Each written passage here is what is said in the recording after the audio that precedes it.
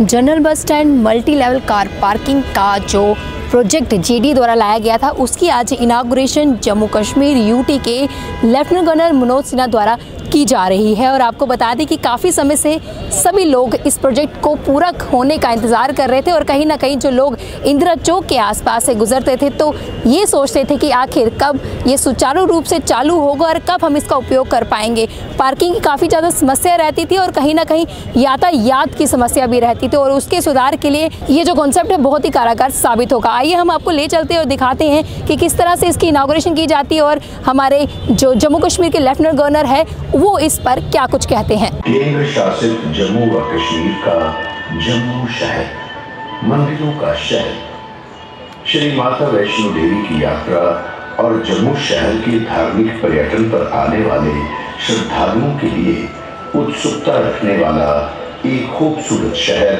जो अपने आप में सांस्कृतिक और धार्मिक विरासत को सहेजे है, लेकिन यातायात की समस्याओं से जूझता हुआ शहर की बढ़ती जनसंख्या के साथ साथ जहां गाड़ियों की संख्या में भी भारी बढ़ोतरी होती चली जा रही है, वहां कहीं भी गाड़ी खड़ी कर देना एक मजबूरी बन चुकी है। लेकिन जम्मू शहर को इसी मुश्किल से छुटकारा दिलाने के लिए जम्मू विकास प्राधिकरण यानी जम्मू डेवलपमेंट अथॉरिटी जेडीए लाया है एक महत्वाकांक्षी परियोजना। जी हाँ, जम्मू शहर के बीचों बीच अत्याधुनिक general bus stand, multi level car parking तथा शॉपिंग कॉम्प्लेक्स जो न केवल गाड़ियों की पार्किंग की समस्या का निदान ढूंढेगा, वहीं यात्रियों की हर तरह से सुख सुविधा का भी पूरी तरह से ध्यान रखेगा।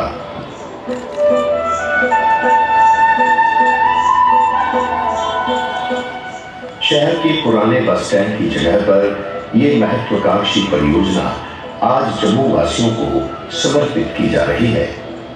इससे जम्मू वासियों को और जम्मू शहर में आने वालों को गाड़ी पार्किंग की समस्या से निजात मिलेगी ही, साथ ही शहर की सड़कों पर मनमाने ढंग से कारें दोपहिए पार्क करने से होने वाले यातायात अवरुद्ध से भी छुटकारा मिलना तय है।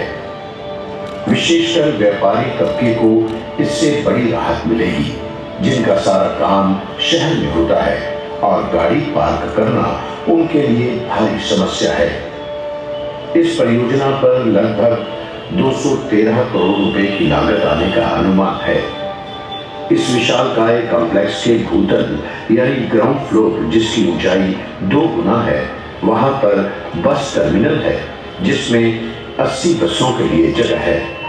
इस तरह से 60,064 स्क्वायर मीटर में बने हुए इस विशालकाय कॉम्प्लेक्स में पहले, दूसरे और तीसरे फ्लोर पर मल्टी लेवल कार पार्किंग की व्यवस्था है, जहां पर 1312 कारों और 177 दोपहियों की पार्किंग की व्यवस्था का प्रावधान है। चौथे फ्लोर पर कार पार्किंग तथा कमर्शियल कॉम्प्लेक्स और 5वें फ्लोर पर कमर्शियल कॉम्प्लेक्स है। इसमें लोगों की सुविधा के लिए 10 लिफ्टें जबकि यात्री परिसर में 5 सीढ़ियां भी हैं।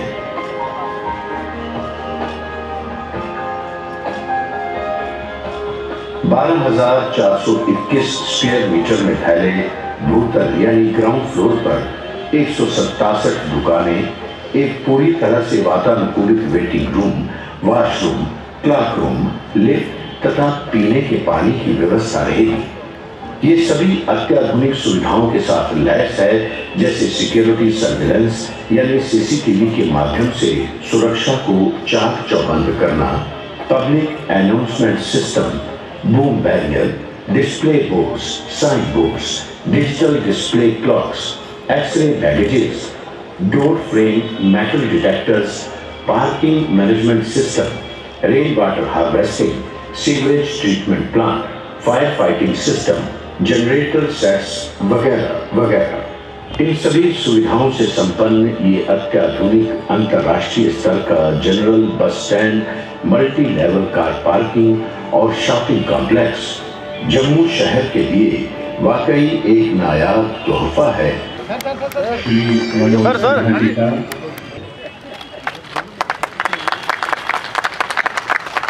कि वो अपने संबोधन के लिए बता रहे हैं। मेरे लिए प्रसन्नता का विषय है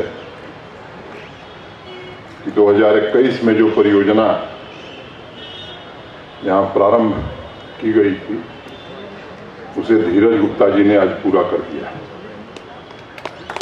मैं सोच रहा था और मुझे जो बताया गया कि पिछले 2-2.5 वर्षों में ही मुख्य रूप से काम हुआ है। अगर सामान्य रूप से आप जम्मू कश्मीर के बजट को देखें तो मोटा मोटी 1 लाख करोड़ रुपए का बजट है जो पिछले साल देश की संसद ने पारित किया। इस साल थोड़ा बढ़ गया है। उसके पहले 90,000 करोड़ रुपए था। जब दूसरे राज्यों को हम देखते हैं और उनसे तुलना करते हैं, मैं इसलिए कहना चाहता हूं, बड़े जिम्मेदार लोग हैं, वो इस बात को आसानी से मुझे लगता है कि जहन में ले आएंगे। मैं बिहार का बजट देख रहा, 2 लाख करोड़ रुपए, आबादी 12 करोड़, और ये कोई 2-3 साल में नहीं हुआ। ये आज़ादी के बाद से ही अगर बाकी राज्यों की तुलना में जम्मू कश्मीर के बजट को देखेंगे तो 5 गुना 6 गुना बजट यहां मिलता रहा। अगर सरकारी कर्मचारियों को, गवर्नमेंट एम्प्लॉइज को हम देखें तो बिहार में 3.5 लाख, जम्मू कश्मीर में लगभग 5 लाख। अगर दूसरी तरफ निगाह ले जाते हैं तो रोज धरना कि हम 3,000 पर हैं, कई साल से हैं, लिख के दिया गया कि 7 साल बाद अस्थायी कर दिए जाएंगे। हम गरीब हैं, हम पढ़े लिखे हैं। मुझे लगता है कि अब वो समय आ गया है कि देश के बाकी राज्य जिस तरह से गुड गवर्नेंस के आधार पर चलते हैं, उस आधार पर जम्मू कश्मीर को भी चलना चाहिए। सामान्य रूप से आप देखें देश के दूसरे राज्यों में, मैं उत्तर प्रदेश, बिहार, मध्य प्रदेश या नॉर्थ ईस्ट के प्रदेशों की अगर बात करूं तो ये कोई गुजरात, महाराष्ट्र, कर्नाटक की तरह विकसित राज्य नहीं थे, ये भी पिछड़े हुए राज्य थे। लेकिन मैं भी गांव से आता हूं, अब वहां गांव को सड़क से जोड़ना ये समस्या नहीं रह गई। पिछले 6 वर्षों में, खासतौर से 2000 में जब श्रद्धेय वाजपेयी जी देश के प्रधानमंत्री बने और प्रधानमंत्री ग्राम सड़क योजना शुरू हुई, तो मोटे तौर पर पहला जो मानक था 1000 की आबादी के ऊपर के गांव, फिर 500 की आबादी के ऊपर के गांव, फिर 250 की आबादी के ऊपर के गांव, ये गांव सड़क से जुड़ गए। सामान्य रूप से यूपी, बिहार जैसे राज्यों में भी गांव में 20 घंटे 22 घंटे बिजली रह रही है। यहां आने के बाद योजना बनानी पड़ी है कि कैसे यहां के हर गांव को सड़क से जोड़ा जाए, हर गांव तक बिजली कैसे पहुंचाई जाए। मुझे लगता है कि मैं इसलिए कह रहा हूं कि जरा मीडिया के भी साथी हैं, रोज अच्छी अच्छी खबरें भी लिखते हैं और प्रबुद्ध लोग भी हैं जम्मू नगर के, इनको विचार करने की जरूरत है कि आखिर ये जो एक सभ्य समाज की न्यूनतम नागरिक आवश्यकताएं, बजट इतना बड़ा होने के बावजूद भी हम प्राप्त नहीं कर सके, इसमें मैं किसी को दोष नहीं देता। और मैं ये कहना चाहता हूं कि हमने इसकी कार्य योजना हम सबने बनाई है और खुलेआम, खुले तौर पर कहना चाहता हूं कि ये 3 वर्ष में अब कोई गांव नहीं होगा जहां सड़क नहीं होगी। बिजली भी 24/7 क्वालिटी पावर मिले, इसकी योजना हम सबने बनाई है। लेकिन हमारी दिक्कत क्या है? हमारी दिक्कत यह है कि अगर यहाँ पार्किंग बंद भी जाए तो जम्मू के दूसरे हिस्से वाले लोग कहेंगे कि साहब यहाँ बंद गया तो क्या वो हमारा क्या होगा। सब कुछ एक ही साथ चाहते हैं, ये मानव स्वभाव है। भगत सिंह पैदा होना चाहिए मेरे घर में, नहीं पड़ोसी के घर में, ये मानव स्वभाव, इसमें कोई। तो मैंने थोड़ा विषय से हटकर ये बात कही। मैं उन तमाम लोगों को जिन लोगों ने इस परियोजना को पूरा करने में अपना योगदान दिया है, मैं उनके प्रति हृदय से आभार व्यक्त करता हूं और उम्मीद करता हूं कि और भी जो परियोजनाएं हैं जिनका जिक्र अभी धीरज गुप्ता जी ने किया है, मैं थोड़ा बहुत जिक्र करूंगा, उसके विवरण में मैं नहीं जाना चाहता हूं, वो भी आगे समय से पूरा हों। अगर मोटे तौर पर जनसंख्या को आप देखें तो 32-33% लोग शहरों में रहते हैं और जो अनुमान है कि आने वाले दिनों में 8-9 सालों में यह संख्या 41-42% होने वाली। अगर सकल घरेलू उत्पाद को देखें तो उसमें नगरीय क्षेत्रों का, मैंने शहरों का 63% योगदान है। और एक आकलन है कि 9-10 साल बाद ये योगदान 75% होने वाला है। जब ऐसी परिस्थिति है तो फिर नगर कैसे होने चाहिए? मुझे लगता है कि ये केवल नगर विकास का विभाग या आवास का विकास का विभाग, जीडीए या म्युनिसिपल कॉरपोरेशन या मेयर, डिप्टी मेयर और कारपोरेटर, मुझे लगता है केवल इनके चाहने से नहीं बन सकता है जब तक जम्मू नगर के हर नागरिक इस अभियान से नहीं जुड़ेंगे। अभी नगर निगम ने एक अभियान शुरू किया है सेग्रीगेशन का, सफाई का। अब रैंकिंग में जब देश के शहरों की सूची प्रकाशित होती है, जम्मू का नाम हम देखते होंगे तो मुझे लगता है हमें भी गर्व होता होगा कि नीचे से कहाँ हम खड़े हैं। अब गर्व होता है या शर्मिंदगी होती है, हमको सोचने का विषय। लेकिन जिसमें स्वाभिमान है, मुझे लगता है उसको आज ये संकल्प लेने की जरूरत है कि नहीं, हम भी, हमारी जो जिम्मेदारी, इस शहर को स्वच्छ सब कुछ सरकार कर देगी, प्रशासन कर देगा, मैं समझता हूँ ये दुनिया में कहीं हुआ नहीं। और इसलिए हमको निश्चित रूप से विचार करने की जरूरत है कि जो हमारी जिम्मेदारी है हम करें। केवल दूसरे पर दोष देना, साहब वो कमिश्नर नहीं कर रही है तो जीडीए के वाइस चेयरमैन नहीं कर रहे हैं तो सारे कर्मचारी ने कहा, ठीक है ये भी सुधरेंगे, लेकिन हम खुद सुधर करके अगर अपना काम करते हैं तो मुझे लगता है कि उनको भी निश्चित रूप से हम प्रेरणा देंगे कि भाई अब हम इस रास्ते पर हैं, आप भी सही रास्ते पर आइए। एक बड़ा सवाल उभरता है कि आबादी के साथ शहरों के भौतिक, सामाजिक और बुनियादी ढांचे के व्यापक विकास को कैसे आगे बढ़ाया जाए। सामान्य रूप से ज़्यादातर व्यावसायिक वर्ग के लोग शहरों में रहते हैं, नौकरी पेशा वाले लोग रहते हैं, उन्हें मूलभूत सुविधाएं कैसे उपलब्ध कराई जाएं। अभी कहा गया कि मंदिरों का शहर है, मैं इससे थोड़ा, मेरी राय भिन्न है। ये मंदिरों का शहर था, देश के सम्माननीय प्रधानमंत्री जी ने इसे संस्थानों का शहर बना दिया। देश का अकेला शहर है जहाँ एम्स भी है, सेंट्रल यूनिवर्सिटी भी है, आईआईटी भी है, आईआईएम भी है। हिंदुस्तान में कोई दूसरा शहर नहीं। आप दिल्ली, बम्बई, बेंगलोर, कलकत्ता, किसी शहर में ले लीजिए, ये चारों संस्थान किसी एक शहर में नहीं। ये अकेला सौभाग्य जम्मू के लोगों को प्राप्त है। ये अब ये पार्किंग कम कॉमर्शियल कॉम्प्लेक्स की सुविधा का उद्घाटन आपके समक्ष हुआ है। मैं मानता हूं कि यह नए जम्मू की दिशा में एक कदम है। डेवलपमेंट अथॉरिटी के लोग, हमारे म्युनिसिपल कॉरपोरेशन के लोग, धीरज गुप्ता जी, हमारे श्रमिक, हमारे इंजीनियर्स, हमारे सभी साथी जिन्होंने मेहनत से इसे पूरा किया है, मुझे लगता है कि वीडियो प्रेजेंटेशन आप सबने देखा है। मैं उसके विवरण में न जाकर के उनके प्रति आभार व्यक्त करता हूँ।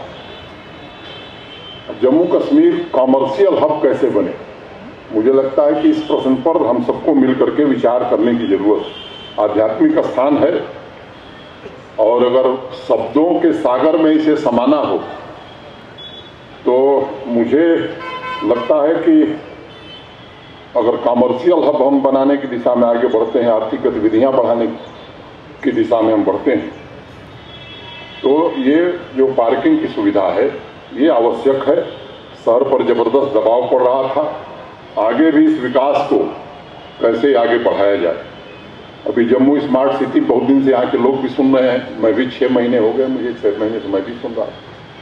बताया मेयर साहब ने कि यहाँ के कुछ अधिकारी अभी अहमदाबाद गए और अहमदाबाद के लोग यहाँ आए थे, उस प्रेजेंटेशन में मैं भी था। और आपको जानकर आश्चर्य होगा कि उसमें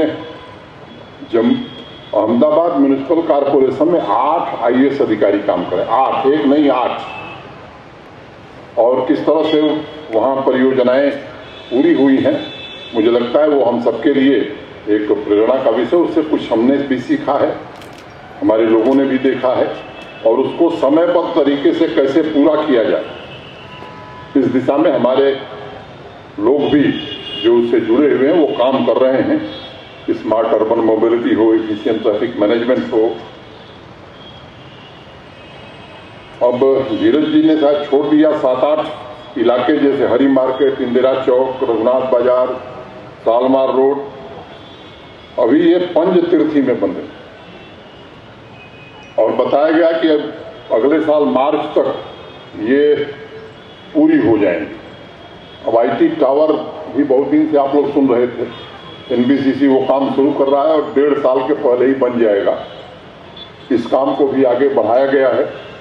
इस शहर में तकरीबन 33 प्रमुख मार्ग हैं और उनकी स्थिति क्या होगी। हम चाहते हैं टूरिज्म बहुत फैले और यहाँ आइडिया बहुत है। मैं आपको बताऊं, जो मुझसे मिलता है वो टूरिज्म का देश का सबसे बड़ा एक्सपर्ट होता है, चाहे वो परचून की दुकान करता हो, लेकिन आइडिया इतनी अच्छी है उसके पास, जो आएगा वो पन्ने पर 5 इनोवेटिव आइडिया लेकर आता है। साहब अगर ये हो जाए तो टूरिज्म बढ़ जाएगा। मुझे लगता है कि कोई भी बाहर से आता है तो आपका शहर कैसा है, आपका व्यवहार कैसा है, इसे भी वो देखता है। इस पर भी थोड़ा हमें ध्यान देने की जरूरत है। जम्मू के नए और पुराने शहर के सड़कों की लंबाई देखें तो ये मोटे तौर पर 20 किलोमीटर के आसपास है और इसके लिए प्रशासन ने 4 स्ट्रीट नेटवर्क तैयार किया है और उससे यहाँ आर्थिक व्यवस्था भी ठीक होगी और सामान्य नागरिक के जीवन में भी परिवर्तन आएगा। किसी ने कहा कि बड़े हादसे होने लगे आजकल तेरे शहर में, बड़े हादसे होने लगे आजकल तेरे शहर में, कोई दिल चुरा ले गया और पता ही न चला रहना था। जम्मू इतना खूबसूरत शहर है कि आपका मन मोह लेगा और आपको खबर भी नहीं होगी, ऐसा लोग कहते हैं।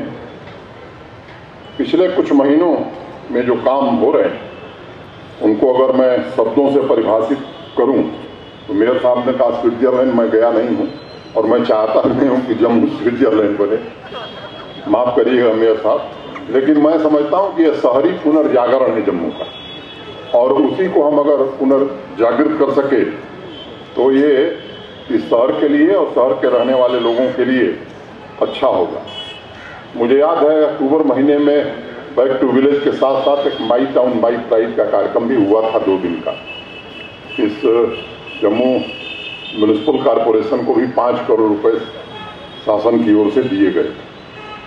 कुछ काम हो रहे हैं, इकोसिस्टम कैसे तैयार होगा इस पर विचार उसमें किया गया, उस दिशा में काम भी हो रहा होगा और अर्बन लोकल बॉडीज को कैसे प्रभावी बनाया जाए।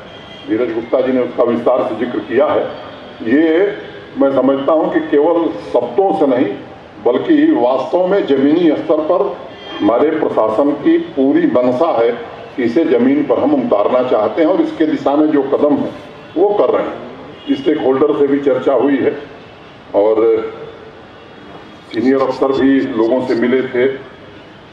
पानी बिजली की आपूर्ति, सार्वजनिक परिवहन, स्वास्थ्य, शिक्षा, IT, कनेक्टिविटी, डिजिटलीकरण, ई-गवर्नेंस, टिकाऊ पर्यावरण, नागरिकों की सुरक्षा और संरक्षा, इसका एक रोड मैप तैयार करने की कोशिश म्यूनिसिपल कमिश्नर और मेयर साहब और सारे लोग मिलकर के कर रहे हैं।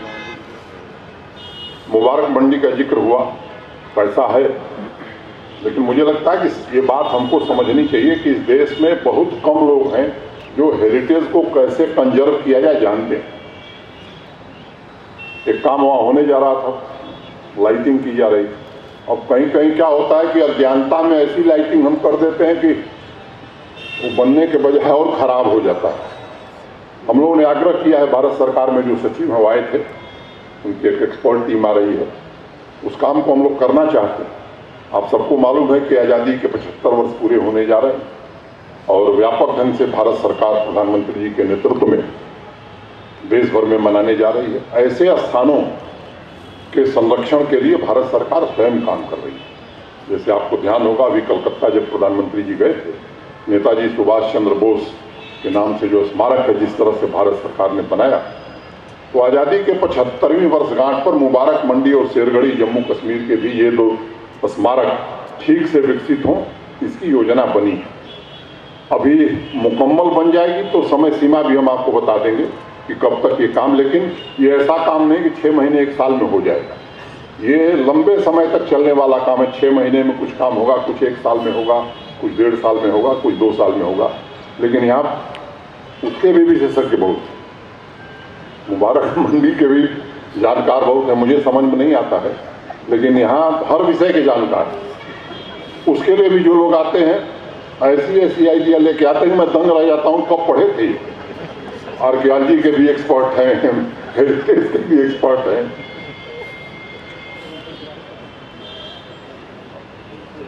डोगरा चौक से केसी चौक की तरफ जब जाते हैं तो 1.5-2 किलोमीटर का ही रास्ता है। एक योग्य शहर जो गुणवत्तापूर्ण जीवन स्तर से भरा पूरा हो, उसकी झलक देखने को मिले, इसका प्रयास आने वाले दिनों में किया जा रहा है। मैं ठीक कह रहा हूं ना?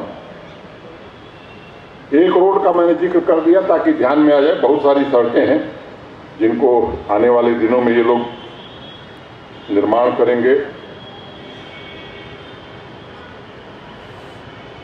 अब योजना बनाना, उसका निर्माण, दृष्टिकोण, कार्यान्वयन, कोशिश हम लोग कर रहे हैं कि इस पर थोड़ा ध्यान केंद्रित किया जाए। और मैं आप सबसे विनम्रता से बात जिम्मेदारी के साथ कहना चाहता हूं कि पारदर्शिता और जवाबदेही के साथ काम हो, इसमें कोई कसर हम लोग नहीं छोड़ेंगे। कोशिश कर रहे हैं आत्मनिर्भर जम्मू शहर बने, देश बन रहा है तो जम्मू को भी बनना चाहिए। और सस्टेनेबल डेवलपमेंट, ये दो मुख्य ऑब्जेक्टिव अगर लेकर के हम चलेंगे तो मुझे लगता है कि निश्चित रूप से हम अपने लक्ष्य को प्राप्त कर सकेंगे। सभी रिवर फ्रंट, जू, ये ऐसी चीजें हैं, मुझे लगता है कि अनेक वर्षों से लोग सुन रहे हैं।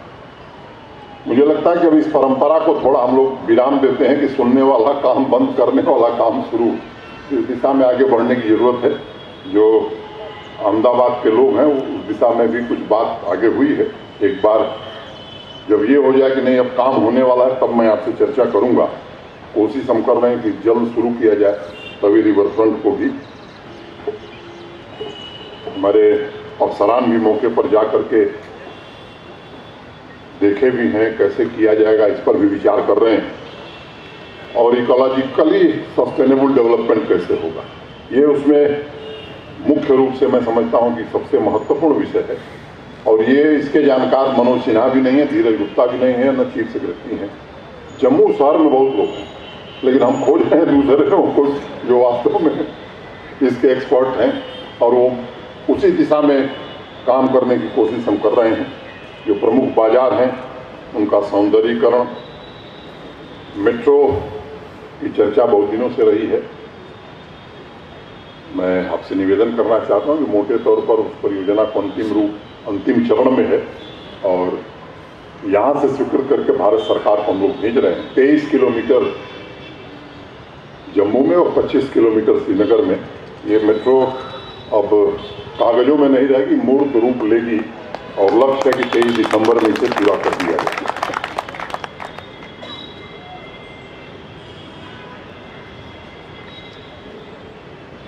पैदल चलने वाले, साइकिल चलाने वाले, अब केवल गाड़ी वालों का इंतजाम होगा तो बड़ा मुश्किल हो जाएगा। इसका भी इंतजाम म्युनिसिपल कॉरपोरेशन और नगर विकास और आवास के लोग कर रहे हैं। अधिक सुरक्षित माहौल बनाने की कोशिश हो जा रही है, और एक प्रकार की डिजाइन अधिकांश सड़कों की बनाई जा रही है ताकि जो आवे वो उसे समझ सके, दुकानों और मकानों की खूबसूरती भी बढ़ सके। आप सबको ध्यान में है कि प्रधानमंत्री जी के नेतृत्व में भारत सरकार ने एक इंडस्ट्रियल पॉलिसी जम्मू कश्मीर के लिए घोषित की है, और मैं उम्मीद करता हूं कि योजना महत्वाकांक्षी है, निवेश भी, कालक भी महत्वाकांक्षी। ऊर्जा और हरित क्षेत्र के दिशा में भी कैसे काम हो निर्माण का, शहरी नियोजन और जैव विविधता, क्वालिटी वाटर मैनेजमेंट, कचरा प्रबंधन, इन सब बातों का जिक्र अभी पहले किया गया। अगर इतिहास में झांक कर देखेंगे, कौटिल्य का नाम आप सब जानते हैं। उनकी जो नगर की परिकल्पना थी और मोहनजोदड़ो हड़प्पा के समय की जो खूबसूरती थी, उसमें एक बात समान थी। कौटिल्य ने अपने अर्थशास्त्र में वास्तु संरचना एवं सुरक्षा पर जोर दिया, जिसमें नगर की सड़कों की खूबसूरती बढ़े। वहीं मोहनजोदड़ो में प्रमुख मार्गों के सड़कों की चौड़ाई पर ध्यान दिया गया। और आपको जानकर ताज्जुब होगा कि उस समय सड़कें लगभग 10 मीटर से अधिक चौड़ी होती थी और साइड में सीवर की निकासी, भले वो अंडरग्राउंड सीवर न रहा और नाली रही हो, पक्की ईंटों से ढकी हुई, ये व्यवस्था उस समय थी। ये हमारी नगरीय बस्ती की अनमोल विरासत है और इसलिए आप गौर करेंगे तो अधिकतर महत्वपूर्ण नगरों को नदियों के किनारे बसाया गया। इसके पीछे का जो भाव था मैं समझता हूँ, उसे हमें समझने की जरूरत है। वैदिक कालखंड को देखें तो पाणिनि का नाम आप में से अनेक लोगों ने सुना है। पाणिनि के जो सूत्र हैं, एक सूत्र में लिखा है कि सब लोग मिलजुल कर नगर के निर्माण में लगे हैं। पाणिनि के काल में सब लोग मिलजुल कर के नगर निर्माण का काम करते थे। मुझे लगता है कि थोड़ा उनसे हम भी सबक लें और हम भी सब लोग मिलजुल करके इस निर्माण काम में आगे बढ़ें तो वांछित लक्ष्य हम प्राप्त कर सकते हैं। और विकास के साथ साथ परस्पर प्रेम संबंध की भावना ये विकसित करना बड़ा जरूरी है। एक स्ट्रांग फीलिंग, ये मेरा शहर, ये फीलिंग जब होती है तो मैं समझता हूँ कि काम तेजी से बढ़ता है। जब कोरोना महामारी थी, सोशल डिस्टेंसिंग का सब पालन कर रहे थे, तो उसमें एक शिक्षा मिली हमें कि शहरों में खुले और हरे भरे स्थान का होना बड़ा जरूरी है। नहीं तो बड़े बड़े शहरों की हालत क्या हुई ये मुझे बताने की जरूरत नहीं है। तो स्वस्थ रहने की दृष्टि से इसका ध्यान रखना बड़ा जरूरी है। इंफ्रास्ट्रक्चर के निर्माण के साथ साथ नागरिकों की भागीदारी कैसे सुनिश्चित की जाए, तमाम राजनीतिक लोग हैं, इसलिए मुझे लगता है कि मुझे चर्चा करनी चाहिए। और महीने किसी एक छुट्टी के दिन जेडीए और जेएमसी के सौजन्य से चयनित बाजारों में एक ऑकलैंड शहर है न्यूजीलैंड में, स्ट्रीट फेस्टिवल वहाँ होता है। क्या जम्मू के लोग ऐसा फेस्टिवल महीने में एक दिन कर सकते हैं? मुझे लगता है कि इस पर विचार करने की जरूरत है। इससे एकीकृत समाज की भावना जागृत होती है। सोशल मीडिया पर हम संदेश देकर के स्वच्छता अभियान अगर जेएमसी चला रही तो क्या हम कह सकते हैं साहब हम भी जुड़े, आइए आप भी जुड़िए। इस तरह के काम अगर हम करते हैं, किसी महीने में एक दिन जो अच्छे पेंटर हैं शहर में फुटपाथ पर बैठ करके क्या पेंटिंग का काम हम अच्छे ढंग से कर सकते हैं, बजाय ज्ञान देने के कि हमारी विरासत बड़ी समृद्ध है, प्रशासन और सरकार को ये करना चाहिए, आइडियाज देने के बजाय थोड़ा अगर हम करेंगे तो मुझे लगता है कि जैसा जम्मू हम सब देखना चाहते हैं उसे हम देख सकें। लोगों की सहूलियत के लिए कई सारे प्रोजेक्ट्स जो है गवर्नमेंट द्वारा लाए गए हैं और जिस तरह से आज इस प्रोजेक्ट की बात की जाए, इसकी इनागुरेशन भी हो चुकी है और आने वाले समय में लेफ्टिनेंट गवर्नर द्वारा ये भी कहा गया कि जो प्रोजेक्ट का हम सपना देखते थे मेट्रो सिटी का, जो अभी तक कागजों में था, वो बहुत जल्द ही इम्प्लीमेंट होने जा रहा है। तो आप सभी जम्मू कश्मीर वासियों के लिए एक और बहुत ही बड़ी खुशखबरी है। अगले वीडियो लेकर फिर मैं हाजिर होंगी, तब तक के लिए आप देखते रहिए यंग बाइट्स। वीडियो जर्नलिस्ट अभिषेक बड़ो के साथ मैं पूजा ठाकुर, यंग बाइट्स जम्मू।